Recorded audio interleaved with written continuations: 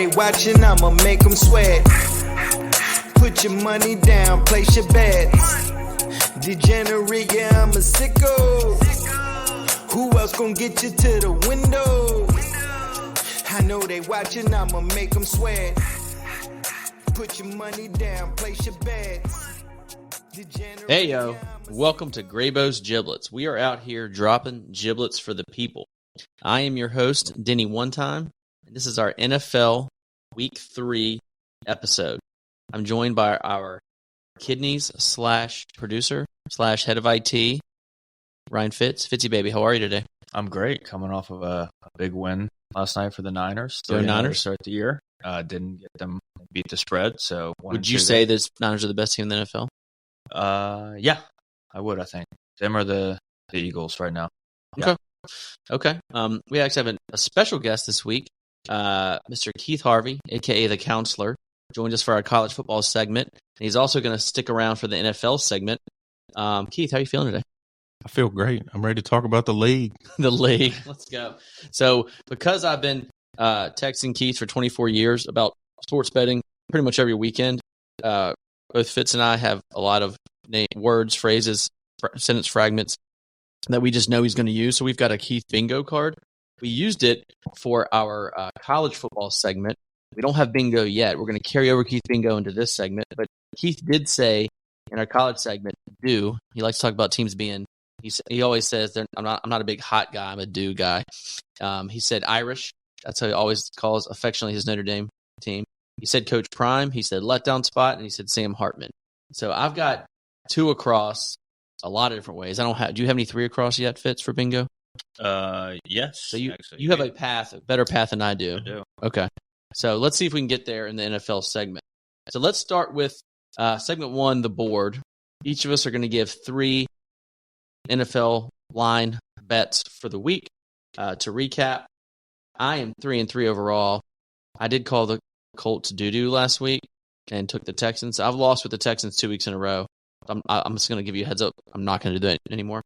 I lost with the Jags, getting 3.5, but I did win with the Bills. That was my big bet of the week. I did lay 6 units on the Bills, no big deal. Fitz is 5-2 for the year. He lost with the Chargers, won with the Chiefs. You took 4 bets last week. You took the Rams, 49ers over. Yeah. You took the Browns and lost. Yeah, I was feeling myself a little too much there. But yeah, 5-2 for the year. Not bad. Gray is also 5-2. We're going to skip over that because I don't like when Gray's good at things. So let's get into this week. Who do we like this week? I'm going to take I feel bad for calling the Colts doo-doo. And I know that the Texans are bad. But this is basically a slight fade on the Ravens. You're getting 8 from the Ravens. I do expect the Ravens to win. The Ravens are 2-0, but I think they might be one of the worst 2-0 teams. They're not a bad team. They're just well coached. They keep it. I just don't see them blowing anybody out. And so the Colts have actually overachieved in my mind this year. So I can see the Colts losing by a touchdown, and I win this bet. So give me the Colts +8. I'm going to take the Jags to win big.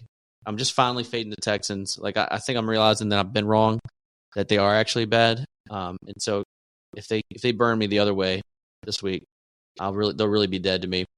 But then here's the line I don't understand, and I would like one of y'all to explain it to me. How are the Titans getting 3.5 against a Browns team with no Chubb, with Deshaun Watson?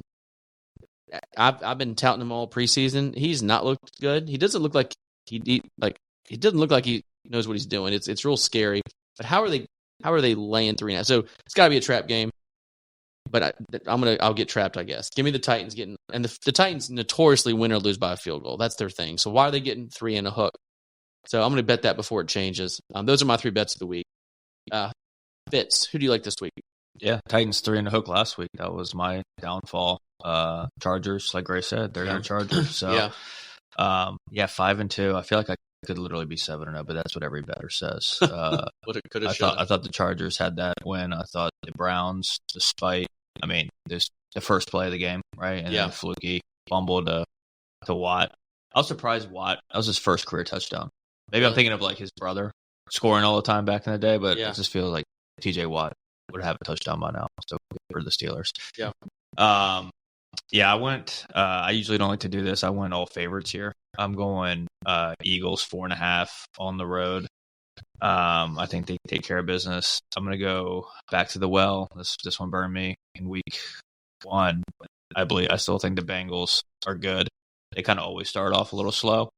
Joe Burrow has a pretty good record after week 2, so I think he's okay, right? I think he's going to play. I don't know if he's 100%. I'll take him. -3. He's on the spreadsheet. You're not going to too late now. It's too late now. And then I'm going to go with the Lions. I'm going to fade my boy Ritter. I think they can get it done by a field goal at home. Okay. Eagles, Bengals, and Lions. Oh my. Gray's going to take Pats laying 2.5.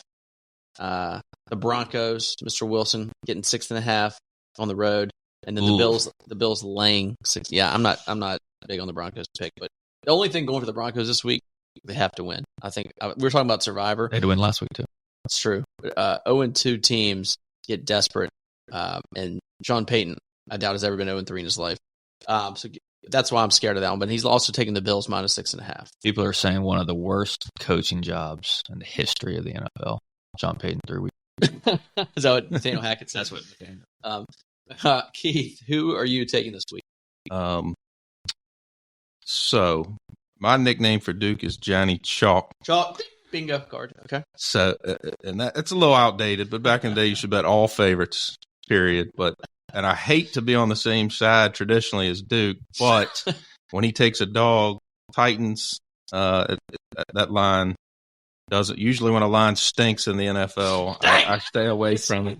But I got to just take the Titans. I just think they're solid defensively. They'll have a game plan for Deshaun Watson, try to make him one-dimensional, keep him in the pocket. Give me the Titans. I'm going to go against Duke and take the Texans with the points. And then I know Duke already has this one written down for me, but Denver plus the points. Why do you like Denver? I'm not going to say the word "do." You already got that on the bingo card, but they. You've always been a Russ homer. Yeah, they're desperate, and I think if you look at Russ, over the course of his career, you go back to high school, he wasn't recruited by the in-state schools. Virginia Tech didn't offer him. He gets to NC State. He wins the job as the freshman. He 5th round pick in the NFL. Comes out and beats the guy out his rookie year. I think he actually thrives when the odds are against him, and he's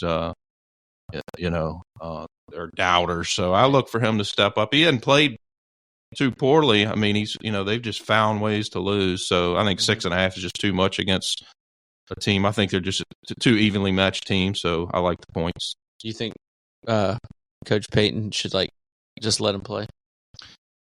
Let Russ cook. Okay. So Keith's going to court here in an hour, and I believe that is called leading the witness. Yeah. That's the only time I've done that in the 2 segments, but I needed that one for help my bingo card. Let Russ. I put let blank cook because I thought he might say let Russ cook, but also just he uses that phrase a lot, let Sam Howell cook or whatever, right? Didn't it seem like the end of that game last week was the opposite, the inverse of the Commanders? The Commanders would be the ones that throw a Hail Mary at the end and then lose on an obvious DPI on the 2-point conversion. I was sitting there with Tripp, never watches football with me. He was sitting beside me at that moment, and I was like, look, the Commanders are actually going to win. And then that happened. And he had no emotion. He had no reaction because he didn't care about football. I was like, Tripp, do you realize what just happened? That had never happened. He's like, oh, okay. Or maybe he's just a seasoned Commanders fan. He just has no emotion anymore. Well, the funny thing about Tripp is that he is a big Taylor Swift fan. And so now that Taylor Swift is closetly dating Travis Kelce, he's doing this research on Travis Kelce, watching interviews, and I'm explaining to him what a tight end is and how Travis Kelce is so good. So we have something to bond over. It's amazing. So shout out T Swift and Tripp. My godson. That's true. You're the godfather, not just the counselor. All right, so let's get into segment number 2. Gray loves prop bets. I don't, and I'm actually 0-2, so I hate them more. I'm 0-2 for the year. I took Steph Diggs last week, and he did not cover 74.5 yards. Fitz is 1-2 for the year. He took Ridley, 32 yards receiving, and you took under. I took him, 67.5. I'm sorry. 32. Yeah. Gray's formatting. We love it. Yeah, I can't read Gray's gibberish. Gray's 2-3 on the year. Gino over win. Diggs plus Chase touchdown parlay. Ooh, loss. That's exactly what he typed. All right, this week I'm basically kind of, you'll see this whole little theme here. I'm bullish on the Jags this week. People were worried about Bigsby cutting into ETN's share a lot, and that may happen at some point. But ETN's still getting the lion's share and he can catch the ball as well. So I'm going to take the ETN over 88.5 total yards. That's rushing plus receiving. That's my prop bet of the week. Fitz, who do you like? Yeah, I'm just going to say that for the listeners, it sounds like there's a crying child coming through my mic. Crying child or a crying dog? I don't know if it's just like my PTSD from at home or... It's a child. Okay. It's a child. Not the dog. Either way. This is good podcast. Is somebody in danger? Do I need to pause this podcast and go rescue a dog or a child? Well, let me give the people my before we save this endangered child. All right, my prop bet is that dog is not going to survive today.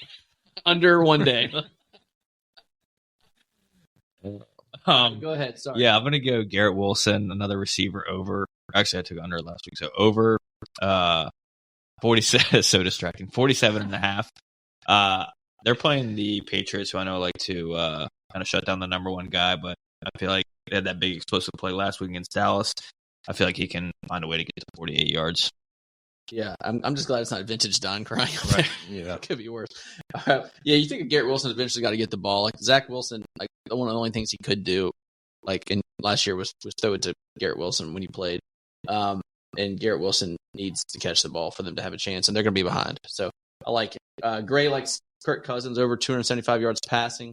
Keith, you do a lot of prop bets on individual players? Not a ton, but I looked at it.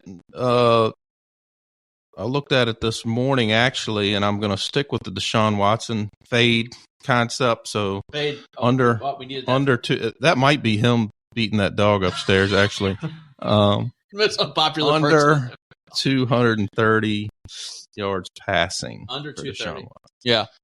Watch Kirk Cousins throw, or not Kirk Cousins, Deshaun Watson's throwing motion. It was always kind of weird. It looks like he's throwing a sandwich.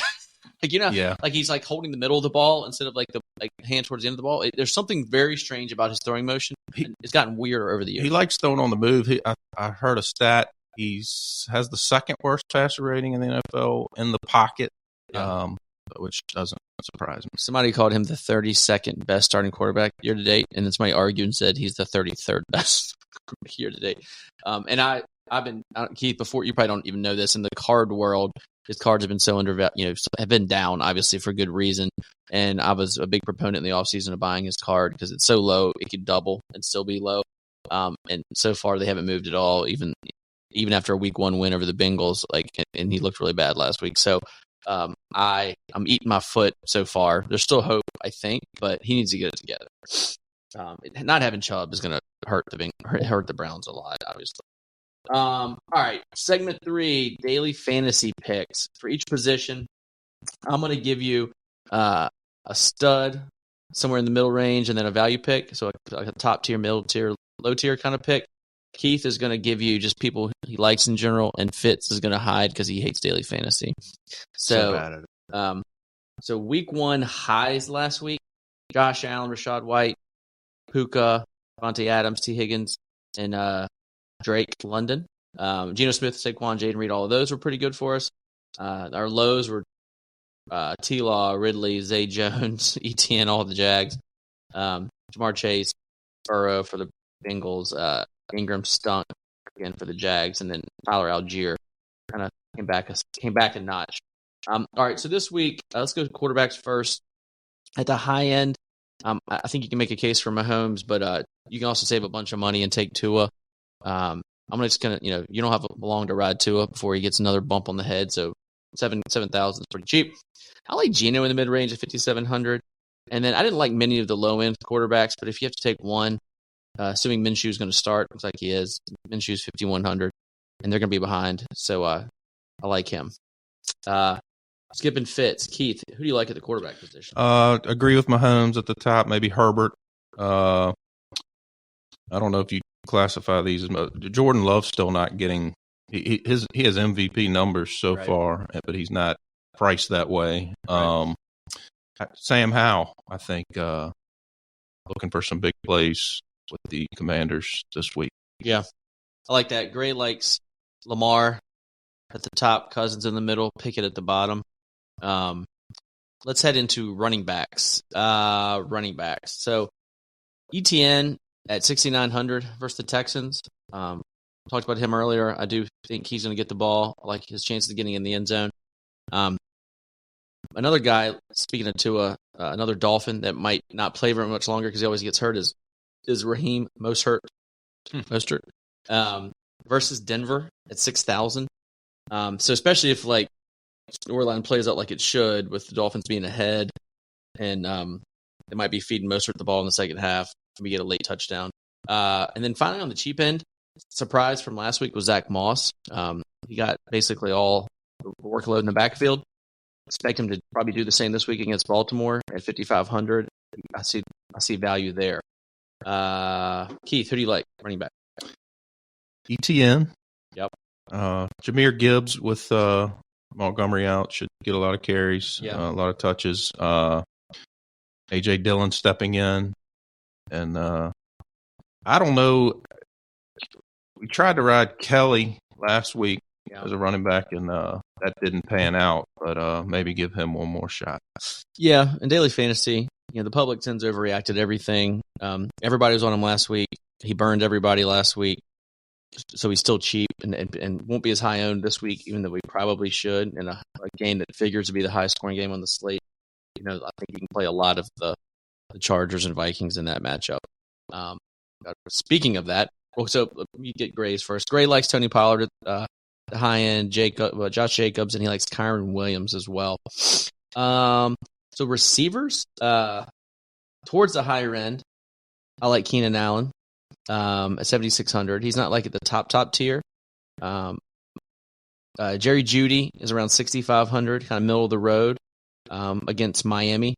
And then if you want exposure to the Vikings Chargers and you don't want to pay up for Justin Jefferson, Jordan Addison is at 5,500. He's clear number 2. Obviously, J. Jeff is going to take the best corner in most matchups and leaves Addison the second best corner. He's already scored in both of his professional games, and I don't see why he couldn't score again this week. And it's going to be the highest scoring game on the slate. I mean, it's like the over-under is like 54, 55 points. It's by far the highest scoring game of the week for Vegas. Keith, receivers. I'm with you on Keenan Allen. I've got Olave, former Buckeye.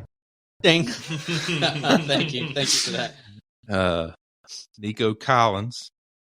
And then look out for Dotson for the Commanders. I'm going to stack him with Howell.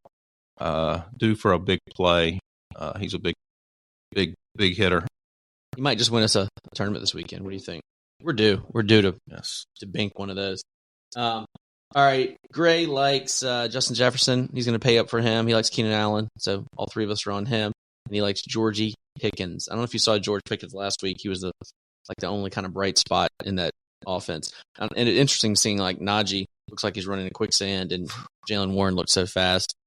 Just to me, it looks like it's only a matter of time before that, gets flip flopped where Warren's the guy. But we'll see. All right, tight ends. So tight ends, I usually just give you a high and a low. I don't do all three tiers. I think Kelsey, assuming he's like full speed, I do like Kelsey at 7,200. If you want to go cheap, I think I'm going to keep riding Sam Laporta for the Lions at 4K. He's already becoming like one of the higher priced cheap guys. So there's plenty of guys if you want to go cheaper, like Musgrave and Okonkwo and all those guys. Laporta at 4,000. I just think he's going to factor into this offense more and more as the year goes on. Keith, you like any tight ends? This is Kelsey week, no doubt about it. He's got it all going for him in life. And it's a week where I think you can dig a little deeper with receivers, so go ahead and pay for Kelsey. He's going to have a big week. Yeah, Gray likes Hawkinson, which is kind of more expensive. He likes Freiermuth, and then Zach Ertz. You forget about Zach Ertz because he was dinged up early in camp, but he's actually a pretty solid weapon for the Cards. All right, and Bits. Any thoughts on DFS, or let's just pretend like you're not here? Yeah, I haven't looked at it at all. Honestly, I haven't looked at any pricing. Why do you hate DFS? I'm just so bad at it. I feel like I'm competing against guys that are way smarter than me with way more lineups. Yeah, I'd rather just compete against the line. That is true with Keith and Gray and I. We do daily fantasy every week. We are suckers. We're the marks in that sport, but we refuse to admit it, and we keep plowing ahead. I mean, it's a lot of fun. And one of these days, we're going to win a big tournament. I do get jealous when I see the screenshots come across of you guys. Like, you haven't seen many this year. Yeah. No, I haven't seen a lot this year. It's been a little quiet. What happened with Keith and Gray and I, our first year in DFS, we won some money. We won had a couple maybe, I don't know, call it 5K range kind of hits or almost hits. We're right in it to the last minute. So we probably fool's gold, thought we were good at it. And last year we struggled. This year we're determined to get back into the plus column. So we're right there. We're right there. I'm always on tilt too. You're always in the green. You're about to cash, and then one little thing happens. Guy catches a 3-yard out, and you drop from 7th to 89th. Dude, it's so volatile. So much variance. Just like poker tournaments. Whereas I read a stat years ago. The best poker tournament player in the world might have 2 or 3 losing years in a row. The best poker tournament player in the world, but over the course of 20 years, that guy's probably gonna. So we might be the best daily fantasy players in the world. We just might. That's not You're 3 outside the realm of possibility. We just might. At Thanksgiving last year, Keith and Gray and I, I don't know, 10 minutes ago in the Cowboys game, we were about $100,000 winner. I know. We were screaming, we were yelling. I was texting Keith. Do you remember what was the phrase? Keith had already fallen asleep. Gray and I call him on speakerphone. Or no, Gray said, "Keith, take your shirt off." That was at around halftime. So Keith took a picture of him with no shirt on, celebrating like the money's already in the bank. And I think we went from 100,000 winner to a 3 to 5K winner in 5 minutes. Yeah, it was pretty rough. What did I call? I can't remember the phrase you kept repeating, and I didn't see it till the next day. But you every 5-minute increment you said an exclamation.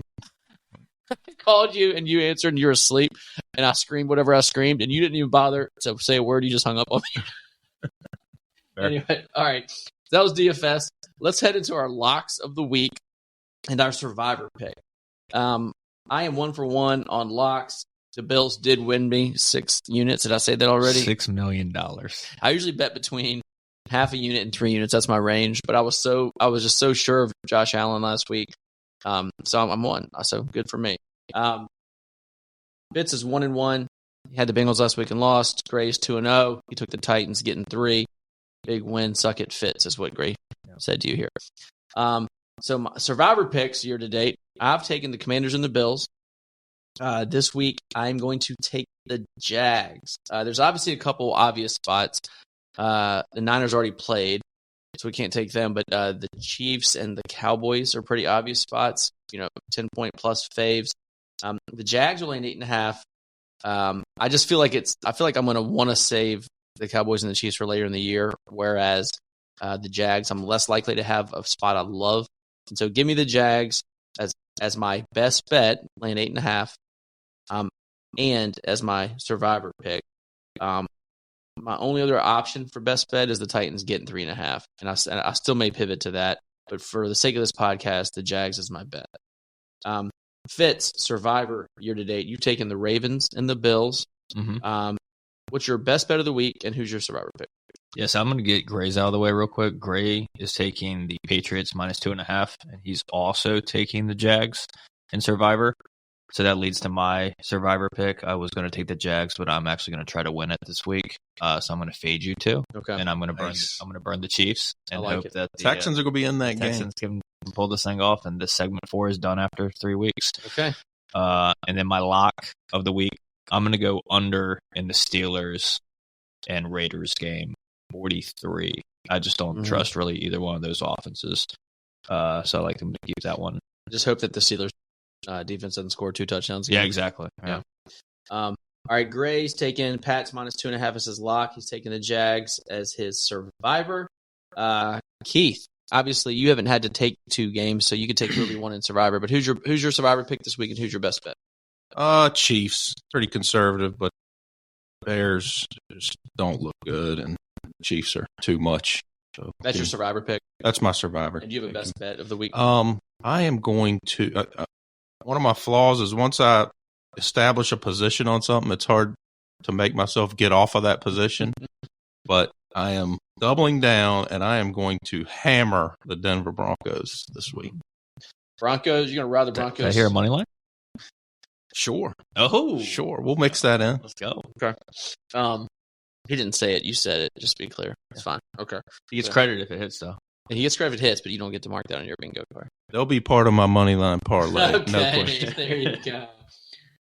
All right, so let's see. We have only a few minutes left, and I've got only one spot I can win with one additional phrase. So, all right.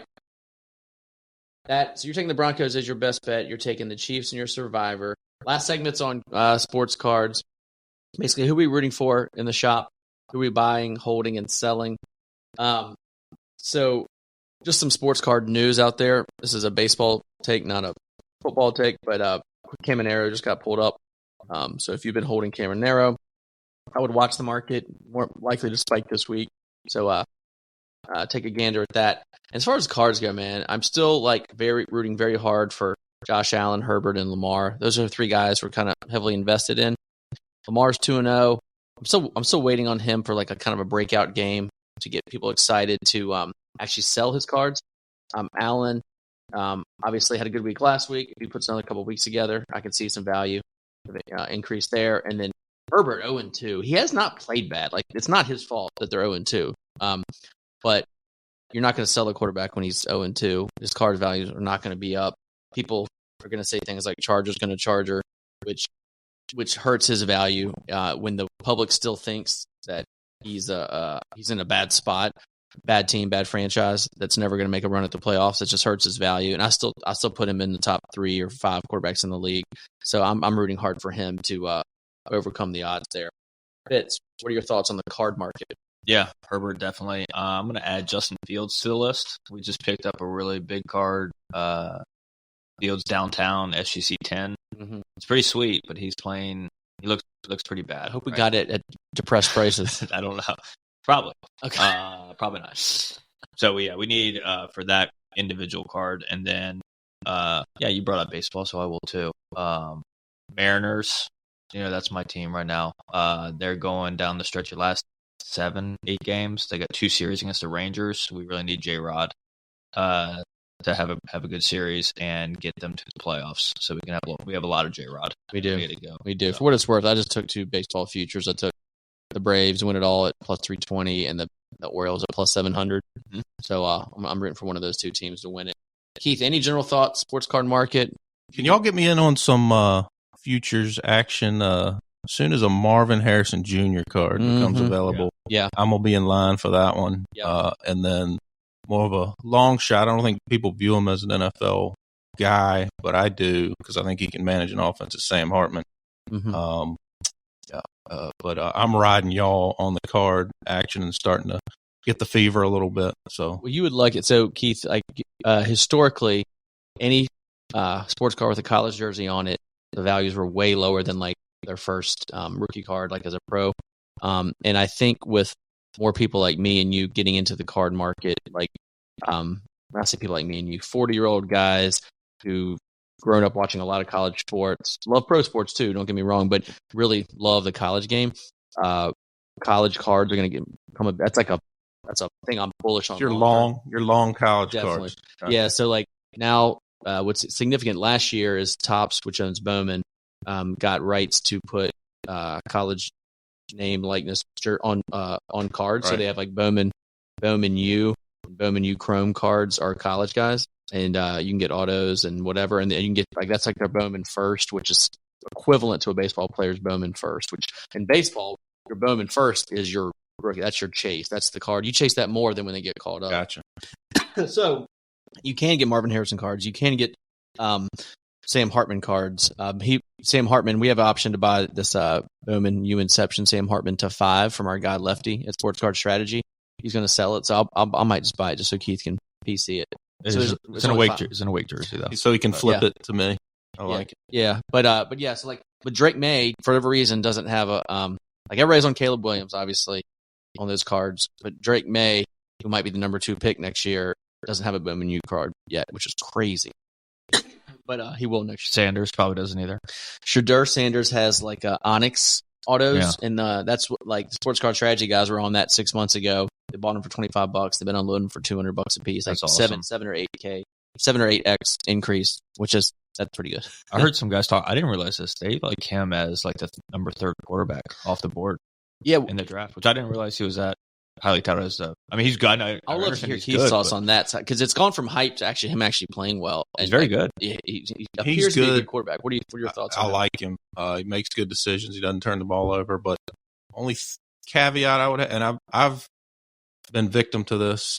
You look at C.J. Stroud, Bryce Young, and they have a learning curve in the NFL, so the jury's still out. But when you have just elite receivers at the college level, it tends to make you look good. You have guys running open. You're not having to throw them open into tough windows. I think there's a little bit of that. Their receivers are really good. They have 4 really, really good receivers. So that's my only not to throw cold water on the Shedeur side. I like him a lot, but I think we'll see how he does against Oregon and some of these tougher defenses as well. Rank these 4 quarterbacks. If you were NFL GM taking them, Caleb, Drake May, Shedeur, and Sam Hartman. Rank those 4 guys for me. I'm going Drake May 1, Caleb 2.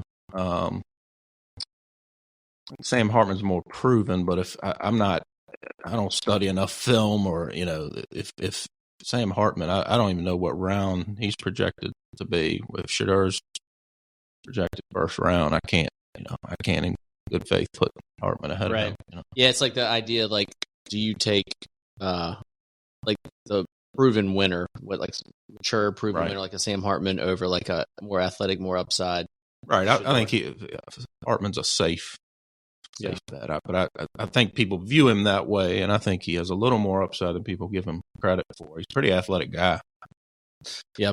Well, cool. Well, Keith, counselor, thank you for joining us. Thanks for keeping us out of jail here at Graybo's. If you get jammed up, call Keith Harvey. He's not a criminal attorney. He's more of a real estate guy, but he would be my criminal attorney if I ever get jammed up. Not yet. Fitzy baby, always a pleasure. Appreciate you guys riding along with Graybo's. Please leave us a review. Graybos.co/giblets is where you can get our show notes. You can email us at info@graybos.co. Follow us on Instagram at Graybos_cards, and stop by our card shop located 214 East Gray Street, and/or check us out on Drip or Whatnot, where we break 5 nights a week. Thank you for riding with Graybos. Giblet. Here we go. Let's go check on this dog/child. Yeah, hope he's alive. All right. Giblets. When I go to sleep, I don't see sheep, see dollar signs. $100 got him beat the eyes for the 100th time at a money line. Brock Purdy was irrelevant, now I'm at the front like a cutting line. G5 to the power 5, Grable's on fire like it's summertime. I know they watching, I'ma make them sweat. Put your money down, place your bets. Degenerate, yeah, I'm a sicko. Who else gon' get you to the window? I know they watching, I'ma make them sweat. Put your money down, place your bets. Degenerate, yeah, I'm a sicko. Who else gon' get you to the window?